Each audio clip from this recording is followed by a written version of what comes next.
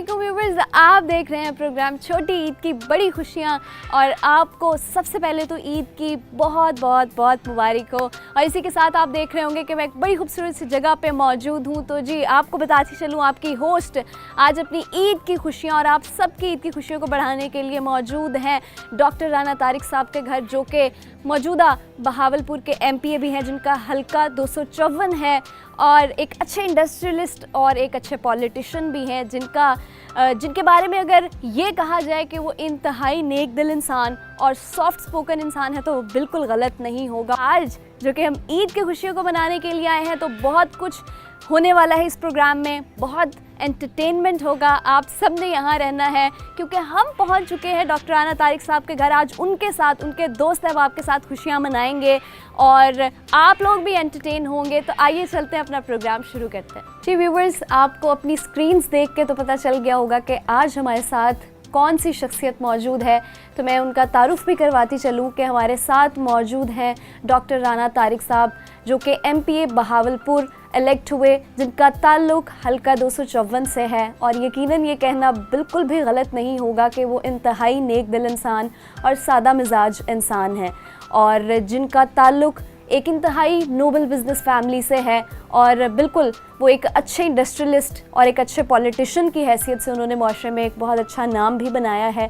तो आज उनके साथ हम ईद की खुशियों को मनाएंगे और इस छोटी ईद की बड़ी खुशियों को सेलिब्रेट करने के लिए आज हम इनके साथ मौजूद हैं और जानेंगे इनसे इनकी ईद के हवाले से और ईद के सेलिब्रेशंस के हवाले से।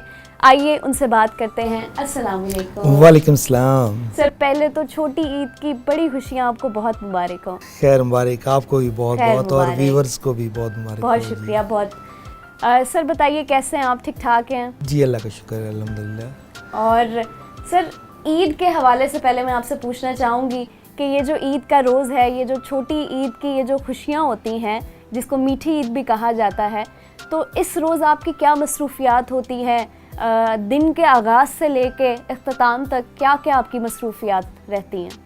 अल्लाह का शुक्र है कि ये ईद अल्लाह ताला ने हमें इनाम के तौर पर मुसलमानों को दी है कि हम लोग पूरा रमज़ान मुबारक का महीना इबादतों में गुजारते हैं। रमज़ान रोज़ों के साथ, तरावी के साथ, और नमाज़ी भी ज़्यादा हो जाते हैं। इसमें अल्लाह ताला की खुसूसी बरकतें भी नाजिल होती हैं और हम लोग भरपूर खुशू और खुशू के साथ, मेजॉरिटी लोग मुस्लिम्स की आपने देखा होगा कि नमाजी भी मस्जिदों में मस्जिदें आबाद हो जाती हैं और बहुत सारा एक रुझान जो है हमारा मजहबी जो ट्रू सेंस में है वो सामने आ रहा होता है। और ईद उल फितर जो है वो अल्लाह ताला की तरफ से एक इनाम भी होती है कि आपने इतने रोज़े रखे होते हैं। और मीठी ईद भी इसलिए कहा जाता है कि वो सेवियों के साथ और स्वीट्स के साथ इसका सुबह मीठी डिशेस बनती हैं। जी जी। और सुबह सियासी लोगों की हैसियत से तो हमें सब दोस्तों से मिलने में, फैमिली के लोगों के अलावा भी अपने हल्के अहबाब से आए हुए दोस्तों के साथ और उन सब के साथ मुलाकात का दिन होता है और उसी में ही ज़्यादा टाइम गुजरता है। बिल्कुल सर, लेकिन आपकी ईद तो बहुत जिम्मेदारियों से भरी हुई होती होगी, क्योंकि ऑब्वियसली एक आप पॉलिटिकल पर्सन भी हैं और साथ साथ एक फैमिली भी है, तो किस तरह से फिर टाइम को मैनेज करते हैं? जी डेफिनेटली वो फैमिली को ही कुछ ना कुछ सेक्रीफाइस करना पड़ता है और आप अपने दोस्तों के साथ तो नहीं सेक्रीफाइस कर सकते हल्का अहबाब के साथ। बिल्कुल। जो आपकी कंस्टिट्यूंसी के दोस्त हैं और फैमिली के अलावा जो दोस्त हैं उनको ज़्यादा टाइम देना पड़ता है और वो हैं भी तादाद में ज़्यादा होते हैं डेफिनेटली, तो उनसे मिलने में भी ज़्यादा टाइम लगता है। ओके सर, क्योंकि आपने अपनी अभी आपके बारे में मैं पढ़ा भी और बहुत सारे लोगों से सुना भी आपके बारे में, तो आपने अपनी MBBS की डिग्री भी की थी जी जी एज अ डॉक्टर, और लेकिन आपने उस प्रोफेशन को परस्यू भी नहीं किया, कंटिन्यू नहीं किया। तो आपने अपने इस पॉलिटिकल करियर का आगाज़ किस तरह से किया और क्यों किया? पहले तो MBBS का आपको बता देता हूँ कि मैंने नेशनल मेडिकल कॉलेज से MBBS किया। उसके बाद फैमिली कुछ बिज़नेस की रिक्वायरमेंट्स ऐसी थी कि जिसकी वजह से मुझे बिज़नेस में आना पड़ा, लेकिन उससे पहले मैंने MBA फाइनेंस किया यूनिवर्सिटी ऑफ वोलोंगोंग सिडनी से, ऑस्ट्रेलिया से। ठीक है। और उसके बाद फुल फ्लैग में 2001 से बिज़नेस में हूँ और पहले बड़े भाई पॉलिटिक्स में थे, तो वो अभी 13 के बाद से 16 में उनकी हादसाती मौत हो गई। अल्लाह ताला को प्यारे हो गया, अल्लाह करी के रहमत करे। तो उसके बाद से ये ज़िम्मेदारी मुझ पे ये भी आ गई, तो अल्लाह का शुक्र है कि उसको अच्छे तरीके से लेके चल रहे हैं, पॉलिटिक्स को भी साथ साथ। ठीक है, पॉलिटिक्स को भी साथ साथ, तो यकीनन कहीं ना कहीं आपकी फैमिली ही वजह थी इसके पीछे भी, पॉलिटिकल कैरियर। फैमिली को भी एक हद तक कह सकते हैं, क्योंकि वो बड़े भाई वैसे लोधरा से बिल्कुल। पॉलिटिक्स करते थे, मैं भावलपुर में। अलबत्ता गवर्नर पंजाब लीग रहमान साहब को आप कह सकती हैं कि वो बहुत करीबी दोस्तों में हैं हमारे, और उनके भी ये ख्वाहिश थी कि आप पॉलिटिक्स में आए, तो इस वजह से भी पॉलिटिक्स में आए हम, ये कह लें। बिल्कुल सर, जो आज डॉक्टर राना तारिक साहब हमारे साथ मौजूद हैं, वो अपने बचपन की ईद किस तरह से गुजारते थे? क्योंकि अब की ईद तो आप इंतहाई मसरूफियात और बहुत सारे लोगों से मिलना जुलना, और एक अगर देखा जाए तो अब आजकल की ईदों का तो कल्चर ही एक बदल चुका है। तो वो जो आपके वक्त की ईदें होती थी और जब आपका बचपन था, तब आप किस तरीके से ईद मनाते थे? असल ईद वैसे आज भी बच्चों की ही होती है, अगरचे थोड़ा सा बच्चों में सोशल मीडिया की वजह से चेंज आ गया बिल्कुल, कि उस वक्त भी ईदी लेने का एक अपना शौक़ होता था और एक अपना एक खुशी होती थी कि किस किस से ईदी लेनी है, कौन कंजूस अंकल है तो उससे कैसे ईदी निकलवानी है। तो वो एक अपना उसका एक अपना मज़ा, और ख़र्च करने का भी अपना मज़ा होता था। तो अभी बच्चों की चूँकि ख्वाहिशात हम ज़रूरत से ज़्यादा पूरी कर देते हैं, और कुछ सोशल मीडिया पे वो लगे रहते हैं, सारी रात जागते हैं, दिन में सो के गुजारते हैं। वैसे इसलिए ज़रा चेंज आ गया अब ज़रा माहौल में। पहले ईद ज़्यादा अच्छी मनाई जाती थी, और रसूमात भी पहले ज़्यादा अच्छी थी, बुज़ुर्गों के पास जाते थे लोग एक दूसरे के घरों में। अब ज़रा वो रुझान भी कम हो गया, टेलीफोन करके अपॉइंटमेंट लेके जाना पड़ता है अब कि आए जी, हम आपको बुला रहे हैं, आ जाएं, या हम आ जाएं हम आ जाएं आपकी तरफ, आप इजी हैं, और मतलब ये चीज़ें अब तकल्फात ज़्यादा हो गए हैं। बेशक ऐसा ही है। मटीरियलिस्टिक सोच कह लें आप उसे, या जो भी खुलूस से ऐसा थोड़ा सा वो कम होता जा रहा है। तो सर, बचपन में आपको जो मैक्सिमम ईदी मिलती थी वो कितनी होती थी? उस वक्त के लिहाज से तो चंद सौ रुपये ही बहुत ज़्यादा ईदी होती थी। वाकई डेफिनेटली, अभी तो बच्चे हज़ारों में भी नहीं मानते। तो अब आप जो ईदी, क्योंकि अब आप ऑब्वियसली ईदी देने वालों में से हैं, तो आप अपने बच्चों को कितनी ईदी देते हैं? अपने बच्चे तो खैर कभी भी खुश नहीं होते, उन्हें जितनी भी दे दे इसलिए उनको लिमिट में ही रखना पड़ता है। ये भी एक ज़रूरत हो गई यार पेरेंट्स की आजकल, बिल्कुल, कि हर ख्वाहिश भी पूरी नहीं होनी चाहिए बच्चों की, और इसी तरह ईदी की सूरत में भी ईदी की सूरत में भी ज़्यादा ईदी नहीं रहनी चाहिए। तो फिर भी एक हमें ज़रा एक फिगर बताएं जिसमें हमें पता चले कि आप फिगर तो अभी देनी है तो अभी पता चलेगा, लेकिन ये कि तिश्नगी रहनी चाहिए बच्चों में। हाँ, ये है कि हर ख्वाहिश पूरी नहीं होनी चाहिए बच्चों की। वाकई ये आपने बात बिल्कुल, खुशी भी तभी होती है। वाकई ये बात हकीकत है कि हमें खुशी भी, वो कहते हैं ना कि जब तक आपको कोई चीज़ नहीं मिलती तो आपको उसकी चाहत और ख्वाहिश तब तक रहती है, लेकिन जैसे ही वो चीज़ आपको मिल जाती है तो उसकी अहमियत भी कम हो जाती है, उसकी ख्वाहिश भी कम हो जाती है। तो यही मेरे ख्याल से सिनेरियो ईदी का भी है। एग्जैक्टली। और आजकल के बच्चे भी थोड़े से बिजनेसमैन हो गए हैं, वो ज़्यादा मांगते हैं। उनके भी ताकि उन्हें पता है कि सपोज वो 100 रुपीज़ मांगते हैं, उन्हें पता है 50 तो मिल ही जाएंगे ना फिर।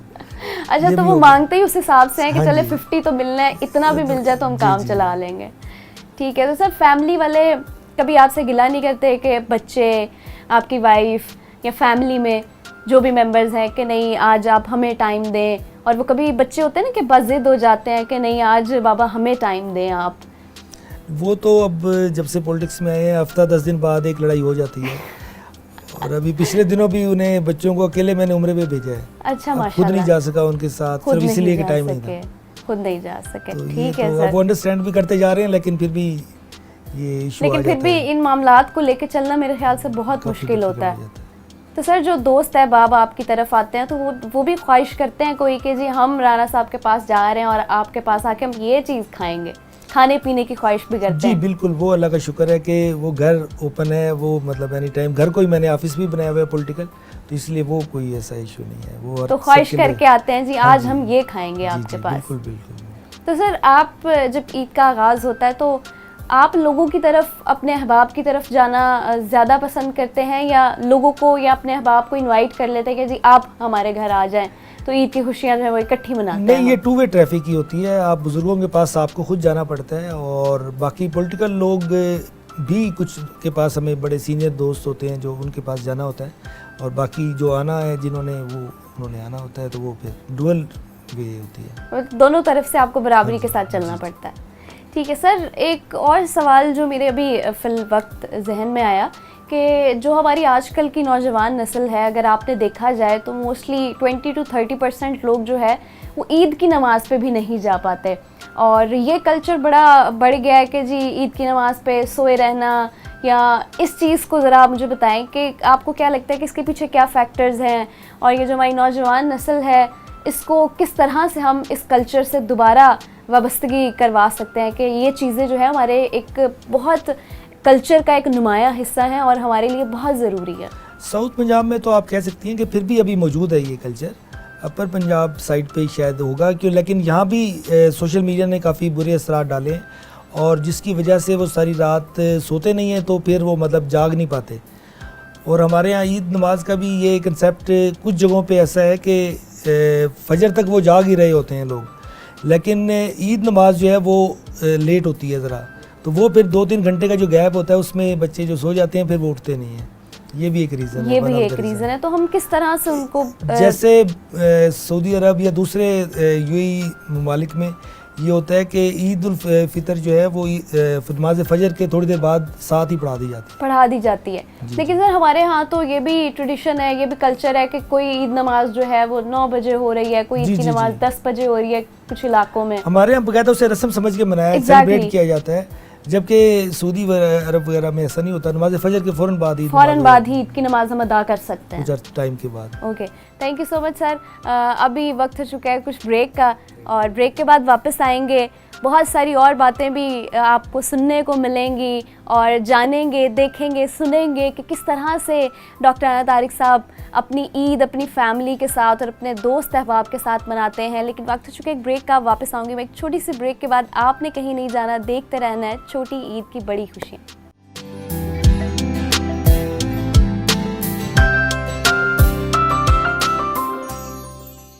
Welcome back viewers. ब्रेक के बाद हम वापस आ गए हैं, और जैसे कि आपको पता है कि आज के प्रोग्राम में हमारे साथ एक बड़ी नुमाया शख्सियत मौजूद है। यकीनन वो किसी तारुफ के मोहताज नहीं है, और पहले तो मैंने उनके बारे में सुना था कि वो एक इंतहाई सॉफ्ट स्पोकन इंसान है और एक इंतहाई नरम मिजाज इंसान है। आज मैं उनसे मिली हूँ तो यकीनन ये बात साबित भी हो गई है कि वो किस कदर नेक दिल इंसान है, और उनके बात करने से ये चीज़ पता चलती है कि वो कितने डाउन टू अर्थ इंसान है। और मेरे ख़्याल से जिस इंसान की शख्सियत में ये कैरेक्टर, ये चीज़ मौजूद होती है कि वो डाउन टू अर्थ हो, मेरे ख़्याल से उसको कामयाब होने से भी कोई इंसान नहीं रोक सकता, और कामयाबी की उन गहराइयों तक पहुंचने तक भी कोई नहीं रोक सकता जहां आज डॉक्टर अना तारिक साहब भी मौजूद हैं। बातों का सिलसिला हम शुरू करते हैं फिर से।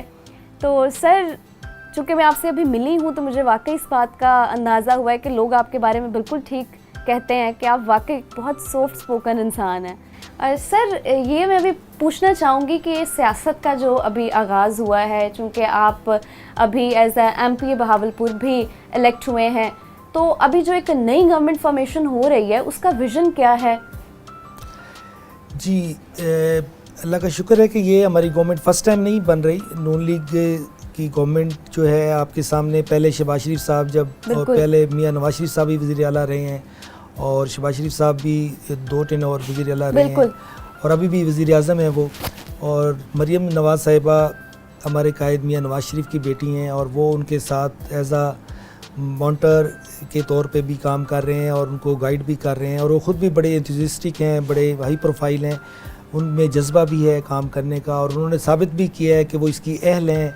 जब पार्टी की क़यादत हमारी आउट ऑफ कंट्री थी तो उन्होंने जिस तरह पार्टी को इंटैक्ट रखा, पार्टी को जोड़े रखा और पार्टी को लेके चली हैं, तो उन्होंने उसकी कायद होने का सबूत भी दिया, और अब पार्टी ने उन्हें CM बनाने का भी फ़ैसला किया।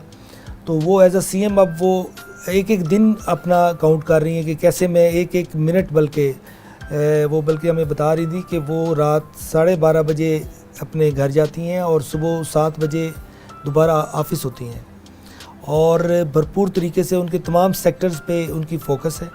वो नौजवानों पे ख़ास तौर पे है। महंगाई, जिस तरह हमारा मौशी इश्यूज़ बहुत ज़्यादा हैं, बढ़ चुके हैं, तो अभी निगहबान राशन प्रोग्राम उन्होंने रमज़ान में गरीबों के लिए बड़ा शानदार पैकेज था, और उसकी ख़ास बात डोर स्टेप पे पहुँचाने की थी।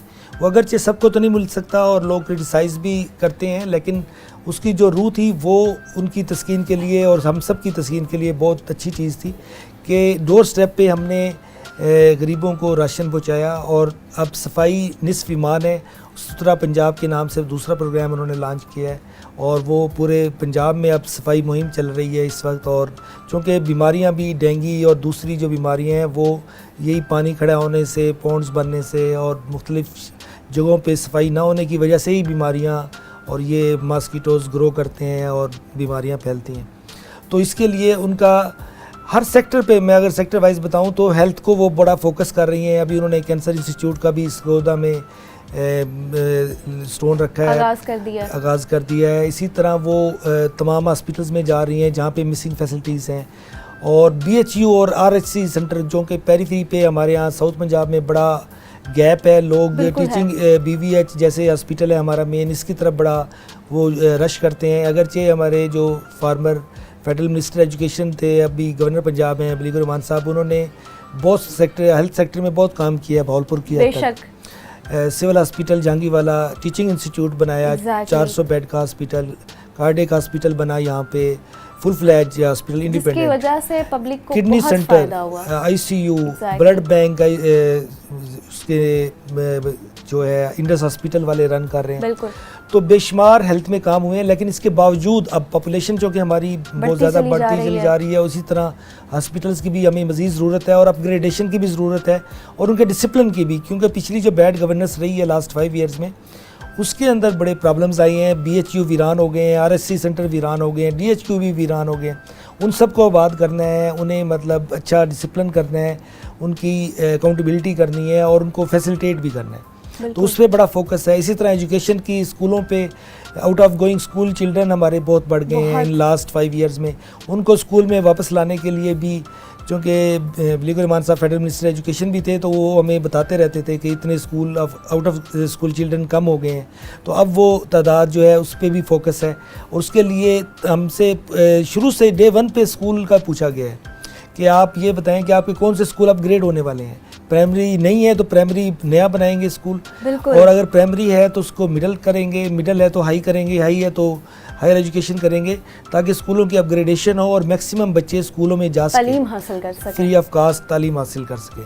तालीम के ऊपर फोकस है, हेल्थ पे फोकस है, इंडस्ट्री पे भी फोकस है। अभी हम इस पे बड़ा फोकस कर रहे हैं क्योंकि बेरोज़गारी और महंगाई की वजह से अभी रोज़गार देना यकदम बहुत मुश्किल काम है। अलबत्ता हम अगर कॉटेज इंडस्ट्री और स्मॉल मीडियम इंडस्ट्रीज़ और छोटी इंडस्ट्री को फ़रोग देंगे, उसकी तरफ कंसंट्रेट करेंगे। अभी हमारी इंडस्ट्रियल स्टेट भी बनने जा रही है भावलपुर में, उसको भी इंशाल्लाह हम अच्छा इनिशिएटिव लेंगे। मोटरवे का लिंक भी हमने अभी इस बजट में अप्रूव किया है, जो लिंक उसका कम्प्लीटली मोटरवे क्वालिटी का होगा, तो इससे भी बिज़नेस को ग्रोथ मिलेगी और इंडस्ट्री और बिज़नेस ही बेरोज़गारी और महंगाई का खात्मा कर सकता है। और कोई इशू नहीं है, हमें इम्पोर्ट बेस ख़त्म करना पड़ेगा। हम एटम बम बना सकते हैं तो हम क्या गाड़ियाँ नहीं बना सकते, सुजुकी कार नहीं बना सकते, टोयोटा कारें हम नहीं बना सकते। जिस कौम में, जिस हमारे नौजवानों में इतना टैलेंट मौजूद है कि वो एटम बम बना सकते हैं, तो वो ये तो क्या वो कार नहीं बना सकते? बिल्कुल। आज हम टॉयज भी चाइना से इंपोर्ट करते हैं, तो ये पॉलिसीज रीथिंक कर रही हैं हमारी जबरदस्त। उन्होंने टीम भी बड़ी यंग जनरेशन पे रखी है और ये सबसे अच्छी बात है कि स्कूल्स पे फोकस करना, क्योंकि जब हमारी नौजवान नस्ल या जो हमारी आने वाली नस्ल है, जब तक वो एजुकेटेड नहीं होगी तब तक मेरे ख्याल से मामलात और स्किलफुल नहीं हो सकते। वोकेशनल इंस्टीट्यूट्स हमारे ही दौर में ज़्यादा बने, शहबाज शरीफ साहब के दौर में, और गरीबों के लिए, पॉवर्टी एलिविएशन के लिए इससे बेहतर सोर्स हो नहीं सकता कि आप उन्हें सेल्फ सफिशिएंट कर दें, हुनर दे दें, स्किल्स दे दें। अल-कासिब हबीबुल्लाह, अल्लाह ताला ने भी फरमाया हाथ से काम करने वाला अल्लाह का दोस्त है। तो ये चीज़ें वीएन अल्लाह का शुक्र है कि हमारी पार्टी की आदत नहीं दी है। और दानिश स्कूल गरीबों जो बिल्कुल डबल आर्फन है या आर्फन है, उनके लिए दानिश स्कूल भी बनाए। अब उनका भी प्लान है कि हर डिस्ट्रिक्ट में बनेगा, ताकि गरीबों को ये भी पॉवर्टी का एहसास ना हो कि वो अच्छे स्कूलों में भी नहीं जा सकते जो अच्छे बच्चे हैं। बिल्कुल सर, आप तो एज अ पॉलिटिकल पर्सन होने से पहले भी आपने मुआशरे के लिए बहुत सारे काम किए हैं और बहुत नुमाया काम किए हैं जी। तो कोशिश करते रहते थे सोसाइटी में जितना भी हिस्सा डाल सकते थे। चैम्बर ऑफ कॉमर्स का मैं प्रेसिडेंट भी रहा हूँ 2008 में, और उसके बाद बोर्ड ऑफ मैनेजमेंट BVH में भी रहा हूँ, इसलिए मुझे हेल्थ से रिलेटेड भी बहुत ज़्यादा चीज़ों का पता है। दानिश स्कूल के बोर्ड ऑफ गवर्नर्स में भी रहा हूँ, बिल्कुल। यूनिवर्सिटी के सिंडिकेट में भी रहा हूँ, इसलिए एक्सपोजर है, काफ़ी एक्सपोजर है। activities का। ठीक है सर, तो एज अ पॉलिटिकल पर्सन आप जिस तरह, अब मैं अगर अपनी बात करूं तो मेरे लिए बहुत सारी इंस्पिरेशंस हैं, तो आपके लिए एज अ पॉलिटिकल पर्सन आपकी कौन थे जो आइडियल हैं और थे भी, और जिनसे आप इंस्पायर आज तक होते हैं और आपको लगता है कि उनके जो भी इक़दामात हैं, उनकी जो भी पर्सनैलिटी है, उनका जो भी कैरेक्टर है, आने वाले वक्त में भी आप उनसे इंस्पायर होते रहेंगे? पहले नंबर पे तो मियां नवाज शरीफ साहब ही हैं, इसमें कोई शक व शुबा की गुंजाइश ही नहीं है कि उनके पाए का लीडर आज भी पूरे मुल्क में नहीं है। और वो जब से वो पॉलिटिक्स में आए हैं और उन्होंने हर जगह अपने आप को मनवाया है सलाहियतों को। और लोकल सतह पे अगर बात करेंगे, वो वैसे तो अब नेशनल सतह पे आप कह सकते हैं बलीगो रहमान साहब, वो ही मुझे पॉलिटिक्स में आने की वजह है मेरी, और उन्हीं से मैं पैशन कह लें या आपसे इंस्पायरेशन कह लें, तो उनकी वजह से ही मैं, उन्होंने भी हमारे साउथ पंजाब के लिए बहुत काम किया, बहुत सर्व किया। आप कोई पंजाब क्या पाकिस्तान का कोई शहर नहीं बता सकती जहाँ पे उन्होंने काम ना किया। एक टर्म में भावलपुर को जो काम दिया, पूरे मुल्क में भी किया, कुरान की एजुकेशन के हवाले से भी, करिकुलम के हवाले से भी। और भावलपुर में तो 5 नई यूनिवर्सिटियाँ कायम की, 5 नए हॉस्पिटल्स कायम किए, बिल्कुल इंफ्रास्ट्रक्चर में काम किया, वापडा में काम किया, सुई गैस में काम किया, तो कोई इदारा नहीं छोड़ा। एग्जैक्टली सर, रोल मॉडल है हमारे लिए। बिल्कुल सर, अब ये जो आजकल एक अहम मसला चलता आ रहा है मेरे ख्याल से, कि जो हमारी नौजवान नस्ल है, हमारी यंग जनरेशन है, आप ये समझ लें, और ये कहना वाकई गलत नहीं होगा कि 80 to 90% जो हमारी यंग जनरेशन है, उनका कहना ये है कि जी हमारे पास बहुत अच्छी डिग्रीज़ हैं, और वाकई ये हकीकत भी है कि डिग्रीज़ बहुत अच्छी हैं, एमफिल, मास्टर्स, पीएचडी होल्डर्स मौजूद हैं, लेकिन उनके पास जॉब अपॉर्चुनिटीज़ नहीं है, जो एक सबसे मेजर प्रॉब्लम है। तो मैं आपसे वो पूछना चाहूँगी, क्योंकि आप साउथ पंजाब का एक शहर बहावलपुर के एमपीए हैं, तो आपका विज़न क्या है इस हवाले से कि हमारी नौजवान नस्ल के लिए क्या इक़दामात आप करेंगे या करने का सोच रहे हैं? जी, इसके लिए हमारी गवर्नमेंट जो है, सीएम मरियम नवाज साहिबा की क़यादत में 5-6 स्ट्रेटजीज़ हैं हमारे जहन में, विजन है कि जिन पे काम करने का प्लान है नौजवान नस्ल के लिए।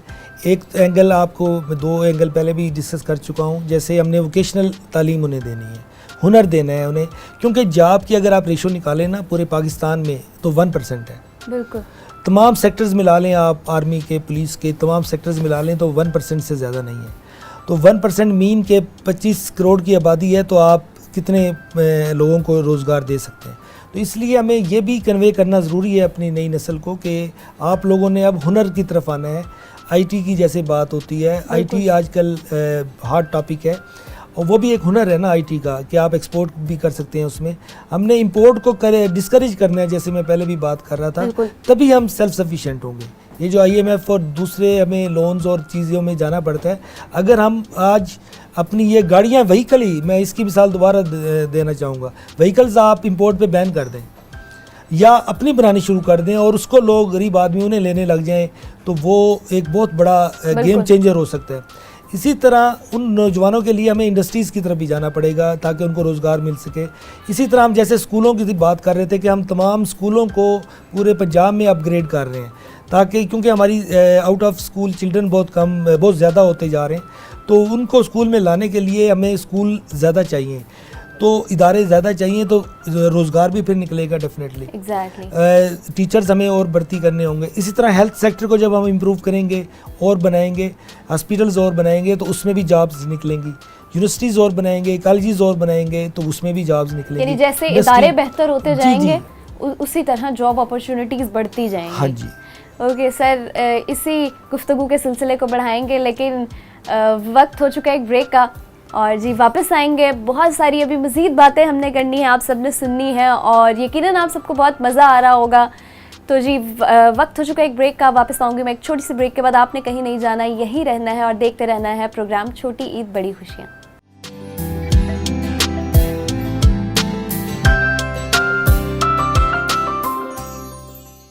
Welcome back viewers. ब्रेक के बाद आपकी होस्ट वापस आ गई हैं और आप देख रहे हैं प्रोग्राम छोटी ईद की बड़ी खुशियाँ, क्योंकि आज हम अपनी इन खुशियों को, अपनी ईद की खुशियों को सेलिब्रेट करने के लिए, तबाला करने के लिए आ चुके हैं। जैसे कि आपको पता है कि डॉक्टर राना तारिक साहब के साथ आज की हम ईद की खुशियाँ मना रहे हैं।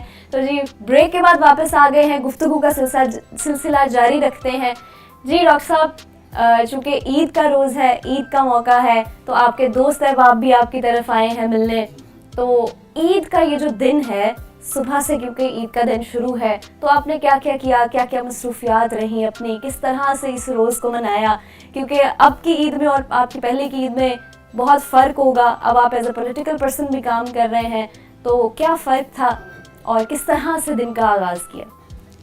बिस्मिल्लाहिर्रहमानिर्रहीम। सबसे पहले तो डेफिनेटली आपकी बात बिल्कुल सही है कि ये डिफरेंट ईद है, तो इसके लिए हमें मरकज़ी ईदगाह में हमने ईद की नमाज़ पढ़ी दोस्तों के साथ, और वहाँ पे बहुत सारे साथी, चूँकि हमारी मरकज़ी जो ईदगाह है उसमें आलमोस्ट पूरे शहर से लोग आए हुए होते हैं, और मेरा शहर का ही हल्का है, कॉन्स्टिट्यूंसी है, तो वो सारे ही मोस्टली लोगों से वहीं मुलाकात भी हो जाती है इस बहाने, और ईद मिलने का मौका भी मिल जाता है, और ईद की खुशियाँ सही मानों में दोबाला भी हो जाती हैं जब आप सब दोस्तों को एक जगह पे इकट्ठा देख रहे होते हैं ईद के दिन पे, और फिर घर वापसी होती है, और फिर कुछ 5-1 मिनट दोस्त फैमिली को देने के बाद फिर दोस्त आए हुए होते हैं, तो उनके साथ फिर टाइम गुजरता है, फिर दोस्तों के साथ वक्त गुजरता है। तो फैमिली को कितना टाइम दिया आपने अब तक? 5 to 10 मिनट्स। 5 to 10 मिनट्स, और वो इसमें राजी हैं? राजी तो नहीं हो सकते लेकिन ऑप्शन भी नहीं है। बिल्कुल सर। थोड़ा सा मैं आपकी अगर पर्सनल प्रोफाइल पे आऊँ, तो सर आपकी शादी कितना अरसा पहले हुई, और क्या आपकी शादी जब हुई तो वो आपकी पसंद की थी, या अगर जिस दौर में हुई तो उस दौर में आपकी फैमिली की मर्जी से हुई? नहीं, फैमिली की मर्जी भी शामिल थी, मेरी मर्जी भी शामिल थी। अच्छा, और दोनों तरफ से 25th सेलिब्रेट ईद के दिन ही आज हो रही है। अच्छा, क्या बात है, फिर तो यही आपको और मुबारकबाद देनी चाहिए कि आपकी एनिवर्सरी भी है। हाँ जी। तो फिर आज तो आपको फैमिली को ज़्यादा टाइम देना चाहिए। इसके बावजूद कम टाइम, शाम को देखते हैं कोई प्लान कर किया हुआ है इंशाल्लाह। ओके जी, ज़बरदस्त। तो बच्चों की तरफ से आपको, आप तो चले ईदी देते हैं और ये सिलसिला चलता है, तो बच्चे भी कभी आपके लिए, क्योंकि आजकल बड़ा रुझान आपने देखा हो गया कि बढ़ गया है कि यंग जनरेशन हमारी, वो भी बड़ों के लिए गिफ्ट बास्केट्स बनाते हैं और गिफ्ट्स लेके आते हैं। जिस तरह अगर बड़े बच्चों को ईदी दे रहे हैं तो वो भी बड़ों को जो है गिफ्ट्स देते हैं। हाँ जी, बिल्कुल, ये काफ़ी ट्रेंड है। हमारे इल्म में तो नहीं था, वैसे बच्चों ने ही किया है ये शुरू ट्रेंड। उन्होंने मतलब अब तो वो सीजनल गिफ्ट भी देते हैं ईद पे, कोई वेस्ट कोट या जैकेट दे देना, इसी तरह मतलब ना ईद पे भी गिफ्ट दे देना। तो ये सर्दियों के तोहफे अलग देने, गर्मियों के अलग देने, और ईद पे जैसे परफ्यूम दे देना, खुशबू या कोई और चीज़, इस तरह मतलब ना वो बच्चों ने नई से शुरू की है। तो सर, अच्छी है ये चीज़, ज़्यादा अच्छी है मेरे ख्याल से। तो सर, ये जो ईद पे आप कपड़े पहनते हैं, ईद की शॉपिंग होती है, ख़ास तौर पे ख़वातीन के लिए एक बड़ा अहम मौजू होता है ईद की शॉपिंग, जो कि मेरे ख्याल से पहले 4-5 महीनों से ये सिलसिला शुरू हो जाता है। ईद की शॉपिंग मेरे ख्याल से रमज़ान से भी पहले से ये स्टार्ट हो जाता है। तो आप अपने घर वालों को ईद की शॉपिंग करवाते हैं खुद जाके साथ? नहीं, मैं तो बताया ना आपको कि उम्रे में भी उनके साथ नहीं जा सका था, तो शॉपिंग तो बहुत दूर की बात है। मतलब आप वो खुद करते हैं, मिसेस जो है बच्चों के साथ शॉपिंग खुद करते हैं। तो आपके कपड़े वो भी वही करते हैं, वो भी वही करते हैं। यानी आप उनकी पसंद का पहनना भी ज्यादा मुनासिब समझते हैं? उन्हें अब तो पता चल गया ना क्या उनसे कलर पसंद है, कौन से। अच्छा, तो कभी ऐसा हुआ कि आपके बच्चों ने कहा हो या आपकी वाइफ ने कहा हो कि जी ये मेरी पसंद का रंग है और इस ईद पे आप ये पहनेंगे? बेटियां ये जिद कर लेती हैं, बेटियां करती हैं, मेरी बड़ी बेटियां बड़ी हैं, तो वो कर लेती हैं।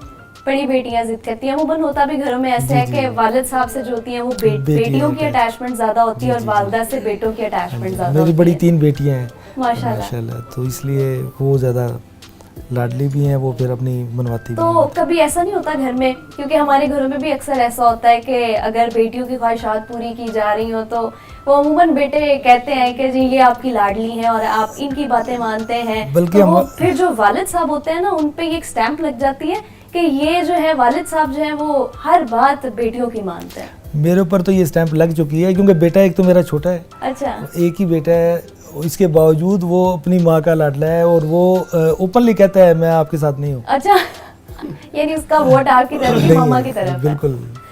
ओके सर, जैसे कि आपके दोस्त अहबाब भी आज ईद की खुशियाँ आपके साथ सेलिब्रेट करने के लिए आए, तो ज़रा उनकी तरफ चलते हैं, उनसे जानते हैं आपके बारे में भी और उनके बारे में भी कि वो इस ईद को किस तरीके से आपके साथ सेलिब्रेट करेंगे। तो जी आपको मैं तारुफ करवाती चलूँ, हमारे साथ हैं शाहिद इकबाल साहब जो कि गवर्नर पंजाब कैंप के चीफ ऑफ स्टाफ भी हैं। अस्सलाम वालेकुम सर। जी वालेकुम, बहुत शुक्रिया, थैंक यू। कैसे हैं सर आप? ठीक ठाक हैं? अल्हम्दुलिल्लाह अल्हम्दुलिल्लाह, आप सुनाए, आप ठीक हैं? आप खैरियत से हैं? अल्हम्दुलिल्लाह। सर सबसे पहले तो आपको बहुत बहुत मुबारक हो, इस मीठी ईद की, छोटी ईद की बहुत मुबारक हो। Thank you, same to you. Thank you so much.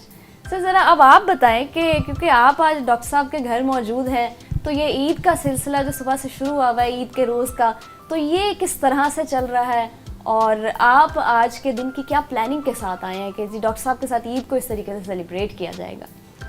जी ये एक डॉक्टर साहब की इस हवाले से पहली ईद है कि बिल्कुल, वो पहले बड़ी मुख्तलिफ है। मुख्तलिफ है। पहले वो एक हमेशा दोस्तों के पास आ जाते थे, ख़ासतौर पर बलीग भाई की तरफ।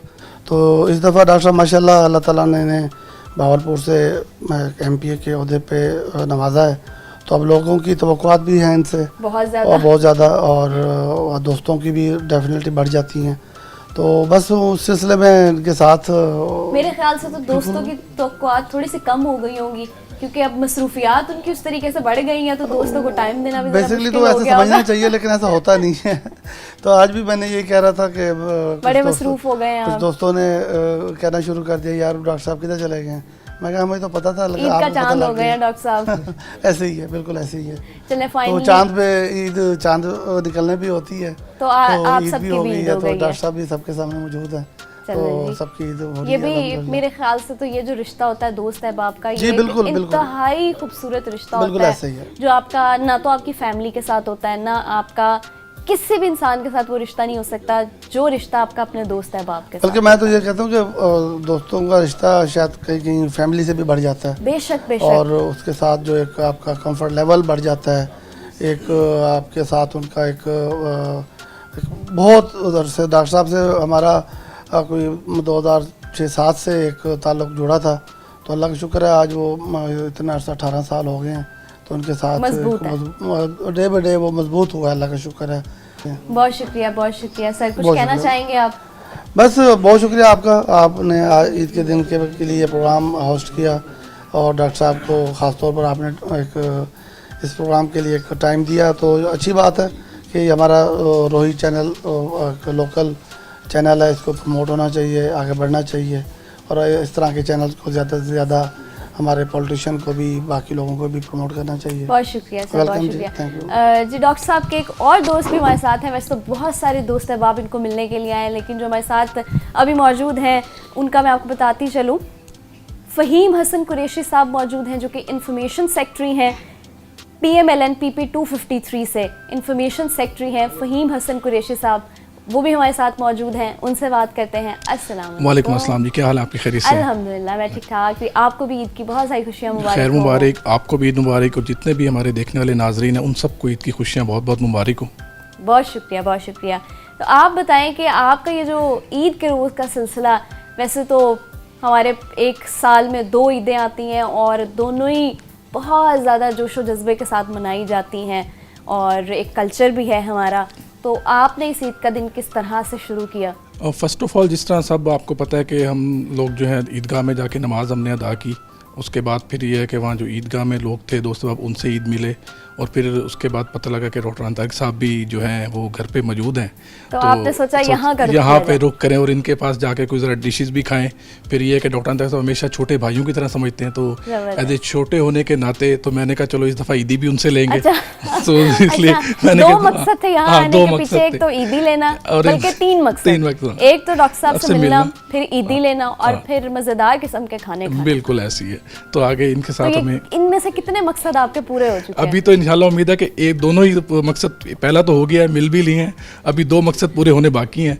तो अभी इनके साथ वो जिन डिशेस जो इन्होंने बनवाई हैं वो हम इनके वो साथ खाएंगे। वो खाएंगे, फिर ईदी इनसे ज़रूर लेंगे। बेशक बेशक, ये एक तो बड़ा आपकी एज भी है ईदी देने वाली, अब आपको लेने वाला से निकल जाए। अच्छा, क्योंकि वो कह रहे हैं कि अब तो आपकी ईदी देने वाली उम्र भी है। नहीं, छोटा जो होता है ना वो हमेशा छोटा ही होता है, अच्छा, वो बड़े हैं, मैं ऐसे हकीकत बात यही है, छोटा जितना भी बड़ा हो जाए वो हमेशा हाथ ही फैलाते हाँ, हैं, तो दे दो हिलाते- भाई हाँ, अपने बड़ों बड़ों के से, सामने, अपने बड़ों के सामने वो कि उसका भाई दें, आप ईदी दें, और वो हमें ईदी लेने का चाहिए। जो एक चार्म है ना, उसका अपना मजा है देने के वाकई लिए। आप बेशक, अच्छा इट्स नॉट दैट कि कोई एक स्पेसिफिक अमाउंट होनी चाहिए। आपको ईदी में वो कहते हैं ना 100-200 भी मिल जाए तो वो एक चार्म होता है। बिल्कुल ऐसे। पहले वक्तों में ऐसा होता था, वैसे मेरे बचपन में भी ऐसे ही होता था कि जो नए नोट होते थे उनकी कॉपियां बिल्कुल, आती थी ऐसी और है। वो दी जाती थी और उसका जो चार्म होता था वो एक अलग ही होता और था। फिर उसको खर्च करने का अपना ही दिल मजा ही था। नहीं करता था खर्च करने का। कुछ बच्चे तो होते हैं ना, जाके नए नोट जाके उड़ा देते हैं उड़ा झूलों देते हैं, में, पार्क्स में, और मुख्तलिफ डिशेस खाने के लिए। बिल्कुल बिल्कुल। तो इसका अपना एक मजा होता तो है। बताएं जरा कि डॉक्टर साहब को खाने में क्या पसंद है, और खास तौर पे जब अपने दोस्तों के पास आते हैं तो क्या खाने की फरमाइश डॉक्टर करते साहब एक तो बड़ी नफीस तबीयत के मालिक हैं, और वो मतलब थोड़ा सा जो है कि वो बहुत ज़्यादा स्पाइसी खाने से अवॉइड करते हैं। हैं? अच्छा, स्पाइसी खाना नहीं हाँ, खाते। लेकिन ये है कि अच्छा और नफीस, मतलब अच्छा टेस्टफुल खाना जो है वो साथ खाते हैं, कंपनी करते फ्लेवरफुल हैं, खाना हो, फ्लेवरफुल बेशक खाते हैं। लिमिटेड हो। हाँ, लेकिन ज़रा हिसाब से खाते हैं, कि ओवर ईटिंग नहीं करते। तो इस हवाले से डॉक्टर साहब बड़े सिलेक्टेड हैं, मतलब कि देखभाल और के। मीठे को ज्यादा पसंद करते हैं या नमकीन? नॉर्मली खाते हैं, नमकीन को भी दोनों बराबर क्योंकि मेरे थोड़ा ख्याल से थोड़ा तो थोड़ा ये जो खाते हैं। आपकी चीजें होती हैं, ये कैरेक्टरिस्टिक्स आपके दोस्तों के अलावा किसी को पता नहीं बड़ा होती। मुनासिब खाते हैं, अपनी जो है ना सेहत का भी बड़ा ख्याल रखते हैं, इस हवाले से बड़े कॉन्शियस हैं वो, और बड़ा जबरदस्त। देखभाल कर अच्छा खाते हैं।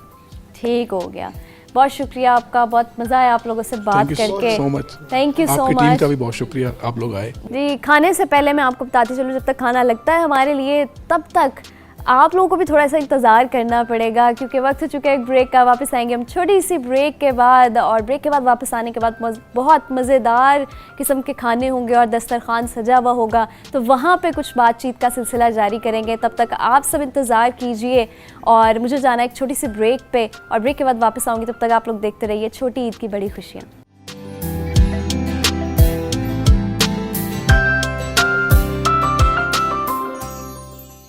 Welcome back viewers. ब्रेक के बाद आपकी होस्ट वापस आ गई हैं, और जैसे कि आप लोग जानते हैं कि हम आज मौजूद हैं डॉक्टर अना तारी साहब के घर, और ईद की खुशियां मना रहे हैं, और अब लग चुका है हमारे सामने वो दस्तरखान जिसका मुझे भी शायद इंतज़ार था और सबको था, क्योंकि मैंने बहुत सुना था कि डॉक्टर साहब बड़ा डिसेंट और डेलिकेट किस्म का खाना पसंद करते हैं, और उनका दस्तरखान बहुत अच्छा होता है। तो जी, ब्रेक के बाद वापस आए हैं डॉक्टर साहब। एक तो बहुत शुक्रिया, आपने एक इतना ज़बरदस्त दस्तरखान लगवाया, और इसी हवाले से ज़रा एक दो सवाल कर लूँ आपसे, अगर आपकी प्लीज़। इजाज़त हो। जी प्लीज़।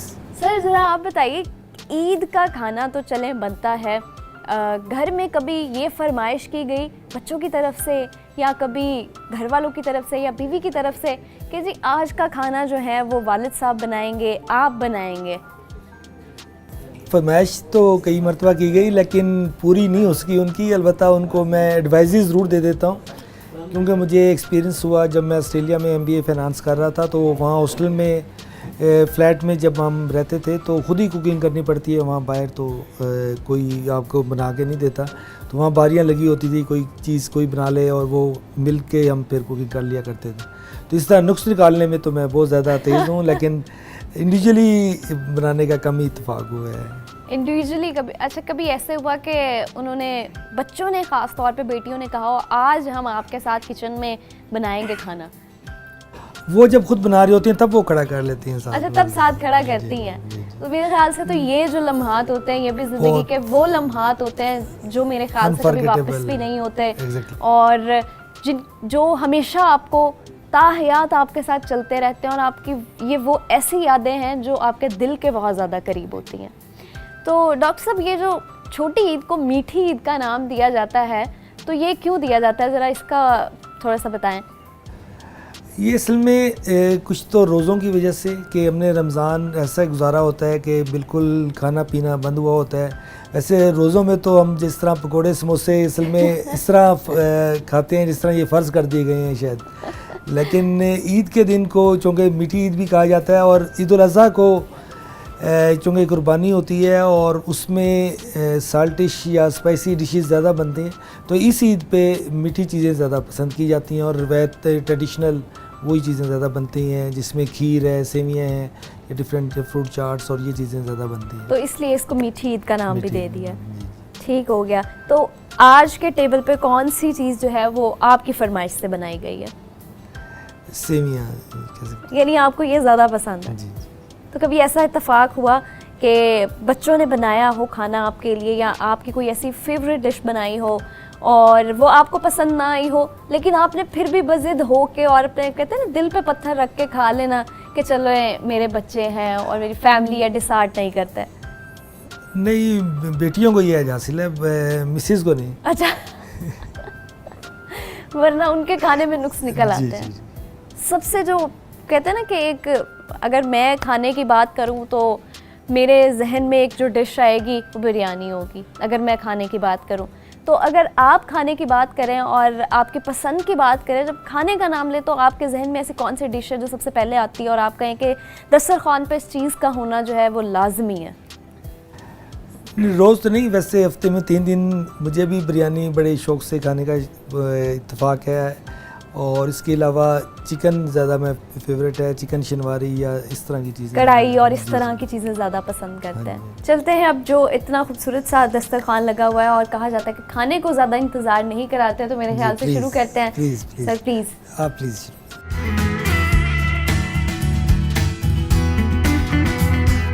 वक्त हो चुका है इस प्रोग्राम के इख्तिताम का, तो मुझे तो बहुत मज़ा आया। मैंने अपने ईद को बहुत इंजॉय किया और ख़ास तौर पे एक ऐसी पर्सनालिटी के साथ, एक ऐसे पब्लिक फ़िगर के साथ जो हर दिल अज़ीज़ हों, जिनको शहर के लोग, जिनको लोग अगर आप किसी के सामने भी ज़िक्र करते हैं तो उनके लिए उनके दिलों से और उनकी ज़ुबान से बहुत अच्छे अल्फाज निकलते हैं और सुनने को मिलते हैं। तो मुझे बहुत मज़ा आया, मेरी ईद की खुशियाँ बहुत ज़्यादा बढ़ गई। बहुत शुक्रिया डॉक्टर साहब आपका, आपने हमें टाइम दिया, आपने हमें बुलाया और आपके साथ इन ईद की खुशियों को सेलिब्रेट करने का हमें मौका मिला। आपका बहुत शुक्रिया। नहीं, आपका भी बहुत शुक्रिया, आपने टाइम दिया ईद के दिन ख़ास तौर पे। और ये तो हमारा वैसे लोकल चैनल है, इसकी प्रमोशन भी और वैसे भी हम इसके देख के बहुत खुशी होती है कि बहावलपुर में भी एक अच्छा चैनल आ गया है माशाल्लाह। बहुत शुक्रिया सर। तो इस प्रोग्राम को अभी एंड करते हैं और यकीनन आप लोगों से भी यही रिक्वेस्ट करूँगी कि आप लोग अपनी ईद की खुशियों को मनाएं और ख़ुद खुशी मनाने के साथ साथ अपने आसपास के लोगों के दरमियान खुशियाँ बांटना मत भूलिएगा। तो जी, ये था आज का प्रोग्राम। दोबारा मुलाकात होगी, लेकिन अपना बहुत ख्याल रखिएगा, दुआ में याद रखिएगा। अल्लाह हाफ़िज़।